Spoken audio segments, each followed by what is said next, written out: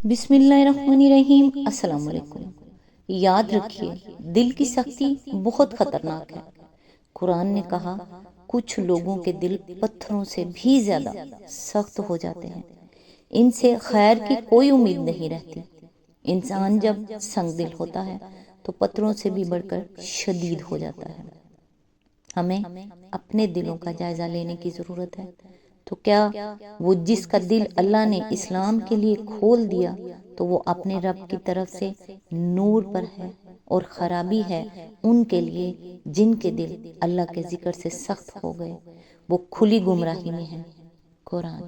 اللہ کے ذکر کے علاوہ زیادہ کلام نہ کیا کرو، کیونکہ اللہ کے ذکر کے علاوہ زیادہ کلام دل کو سخت بنا دیتا ہے۔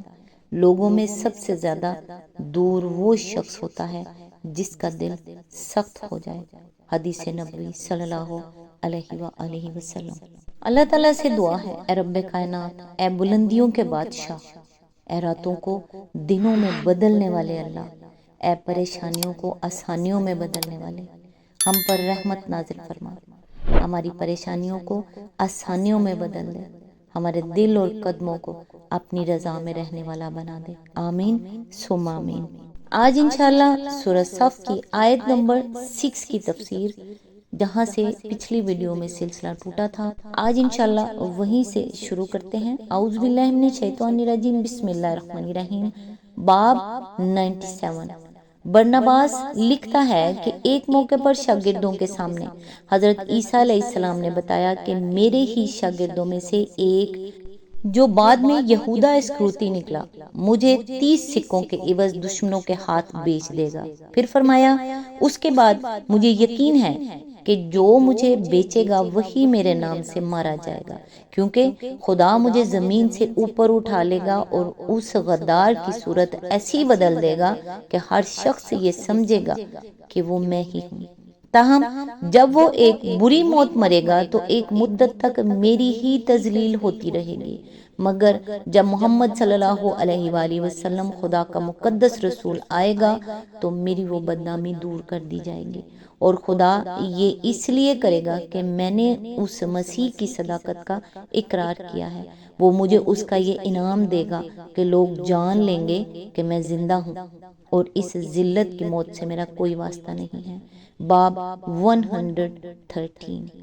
شاگردوں سے حضرت عیسیٰ علیہ السلام نے کہا، بے شک میں تم سے کہتا ہوں کہ اگر موسیٰ کی کتاب سے صداقت مسخ نہ کر دی گئی ہوتی تو خدا ہمارے باپ داؤد کو ایک دوسری کتاب نہ دیتا، اور اگر داؤد کی کتاب میں تحریف نہ کی گئی ہوتی تو خدا مجھے انجیل نہ دیتا، کیونکہ خداوند ہمارا خدا بدلنے والا نہیں ہے، اور اس نے سب انسانوں کو ایک ہی پیغام دیا ہے۔ لہٰذا جب اللہ کا رسول آئے گا تو وہ اس لیے آئے گا کہ وہ ان ساری چیزوں کو صاف کر دے جن سے بے خدا لوگوں نے میری کتاب کو آلودہ کر دیا ہے۔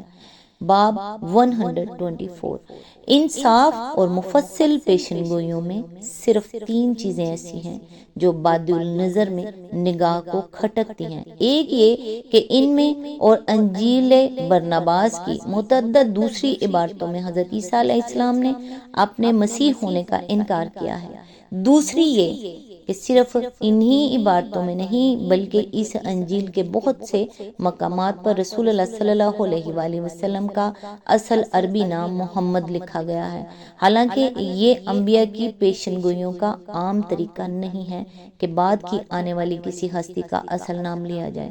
تیسرے یہ کہ اس میں حضرت صلی اللہ علیہ وآلہ وسلم کو مسیح کہا گیا ہے۔ پہلے شبہ کا جواب یہ ہے کہ صرف انجیل برنباس ہی میں نہیں بلکہ لوکا کی انجیل میں بھی یہ ذکر موجود ہے۔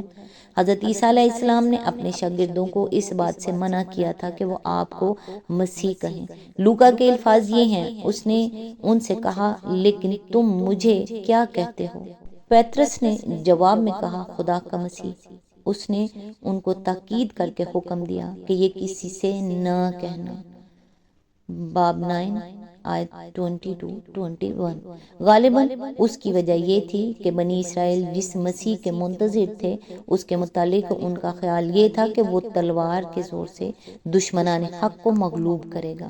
اس لیے حضرت عیسیٰ علیہ السلام نے فرمایا کہ وہ مسیح میں نہیں ہوں بلکہ وہ میرے بعد آنے والا ہے۔ دوسرے شبے کا جواب یہ ہے کہ برناباس کا جو اطالوی ترجمہ اس وقت دنیا میں موجود ہے، اس نے اندر تو رسول اللہ صلی اللہ علیہ وآلہ وسلم کا نام بے شک محمد صلی اللہ علیہ وآلہ وسلم لکھا ہوا ہے، مگر یہ کسی کو بھی معلوم نہیں ہے کہ یہ کتاب کن کن زبانوں سے ترجمہ در ترجمہ ہوتی ہوئی اطالوی زبان میں پہنچی ہے۔ ظاہر ہے کہ اصل انجیل برناباس سریانی زبان میں ہوگی، کیونکہ وہ حضرت عیسیٰ اور ان کے ساتھیوں کی زبان تھی۔ اگر وہ اصل کتاب دستیاب ہوتی تو دیکھا جا سکتا تھا کہ اس میں حضرت صلی اللہ علیہ وآلہ وسلم کا اسم گرامی کیا لکھا گیا تھا۔ اب جو کچھ قیاس کیا جا سکتا ہے وہ یہ ہے کہ اصل میں تو حضرت عیسیٰ علیہ السلام نے لفظ منہمنا استعمال کیا ہوگا، جیسا کہ ہم ابن اسحاق کے دیے ہوئے انجیل یوحنا کے حوالے سے بتا چکے ہیں۔ پھر مختلف مترجموں نے اپنی اپنی زبانوں میں اس کے ترجمے کر دیے ہوں گے۔ اس کے بعد غالباً کسی مترجم نے یہ دیکھ کر کہ پیشن گوئی میں آنے والے کا جو نام بتایا گیا ہے وہ بالکل لفظ محمد صلی اللہ علیہ وآلہ وسلم کا ہم معنی ہے، آپ کا یہی اسم گرامی لکھ دیا ہوگا۔ اس لیے صرف اس نام کی تصریح یہ شبہ پیدا کر دینے کے لیے ہرگز کافی نہیں ہے کہ پوری انجیل برناباس کی مسلمان نے جعلی تصنیف کر دی ہے۔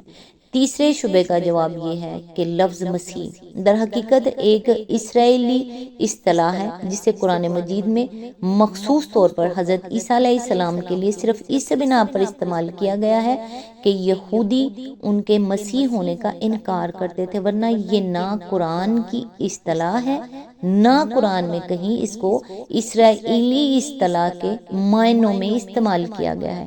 اس لیے رسول اللہ صلی اللہ علیہ وآلہ وسلم کے حق میں اگر حضرت عیسیٰ علیہ السلام نے لفظ مسیح استعمال کیا ہو اور قرآن میں آپ کے لیے یہ لفظ استعمال نہ کیا گیا ہو تو اس سے یہ نتیجہ نہیں نکالا جا سکتا کہ انجیل برناباس آپ کی طرف کوئی ایسی چیز منسوب کرتی ہے جس سے قرآن انکار کرتا ہے۔ دراصل بنی اسرائیل کے ہاں قدیم طریقہ یہ تھا کہ کسی چیز یا کسی شخص کو جب کسی مقدس مقصد کے لیے مختص کیا جاتا تھا تو اس چیز پر یا اس شخص کے سر پر تیل مل کر اسے معتبر کر دیا جاتا تھا۔ عبرانی زبان میں تیل ملنے کے اس فعل کو مسح کہتے تھے اور جس پر یہ ملا جاتا تھا اسے مسیح کہا جاتا تھا۔ عبادت گاہ کے ظروف اسی طریقے سے مسح کر کے عبادت کے لیے وقف کیے جاتے تھے۔ کاہنوں کو کہانت کے منصب پر مامور کرتے وقت بھی مسح کیا جاتا تھا۔ بادشاہ اور نبی بھی جب خدا کی طرف سے بادشاہت یا نبوت کے لیے نامزد کیے جاتے تو انہیں مسح کیا جاتا۔ چنانچہ بائبل کی روح سے بنی اسرائیل کی تاریخ میں بکثرت مسیح پائے جاتے ہیں۔ حضرت ہارون کاہن کی حیثیت سے مسیح تھے، حضرت موسیٰ علیہ السلام کاہن اور نبی کی حیثیت سے، طالوت بادشاہ کی حیثیت سے، حضرت داؤد بادشاہ اور نبی کی حیثیت سے، ملک صدق بادشاہ اور کاہن کی حیثیت سے، اور حضرت الیسا نبی کی حیثیت سے مسیح تھے۔ بعد میں یہ بھی ضروری نہ رہا کہ تیل مل کر ہی کسی کو معمور کیا جائے، بلکہ محض کسی کا معمور میں نہ ہونا ہی مسیح ہونے کا ہم معنی بن گیا تھا۔ مثال کے طور پر دیکھیے نمبر 1 سلاطین باب نمبر 19 میں ذکر آیا ہے کہ خدا نے حضرت الیاس ایلیا کو حکم دیا کہ حزائیل کو مسح کر کے آرام یعنی دمشق کا بادشاہ ہو، نمسی کے بیٹے یاہو کو مسح کر کے اسرائیل کا بادشاہ ہو، اور عیشا کو الیسا یعنی کو مسح کر کے تیری جگہ نبی ہو۔ ان میں سے کسی کے سر پر بھی تیل نہیں ملا گیا، بس خدا کی طرف سے ان کی ماموریت کا فیصلہ سنا دینا ہی گویا انہیں مسح کر دینا تھا۔ بس اسرائیلی تصور کے مطابق لفظ مسیح در حقیقت مامور من اللہ کا ہم معنی تھا، اور اسی معنی میں حضرت عیسیٰ علیہ السلام نے رسول اللہ صلی اللہ علیہ وآلہ وسلم کے لیے اس لفظ کو استعمال کیا تھا۔ لفظ مسیح کے اسرائیلی مفہوم کی تشریح کے لیے ملاحظہ ہو سائیکلوپیڈیا آف بیبلیکل لٹریچر لفظ مسیح۔ اسی آیت کے ضمن میں آگے فرمایا اصل میں لفظ سحر استعمال ہوا ہے۔ سحر یہاں جادو کے نہیں بلکہ دھوکے اور فریب کے معنی میں استعمال ہوا ہے۔ عربی لغت میں جادو کی طرح اس کے یہ معنی بھی معروف ہیں کہتے ہیں اس نے فلاں شخص پر سحر کیا، یعنی اس کو فریب دیا۔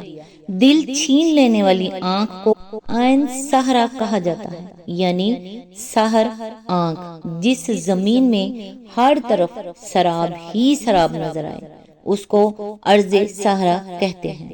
چاندی کو ملمع کر کے سونے جیسا کر دیا جائے تو کہتے ہیں سہرت الفضہ۔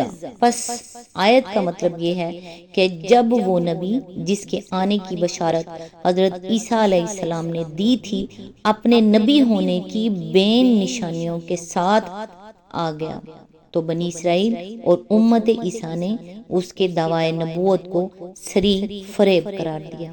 اس آیت کی تفسیر یہاں مکمل ہوئی۔ نیکسٹ انشاءاللہ آیت نمبر 7 سے سٹارٹ کریں گے۔ تب تک کے لیے دعاؤں میں یاد رکھیے گا۔ اللہ حافظ۔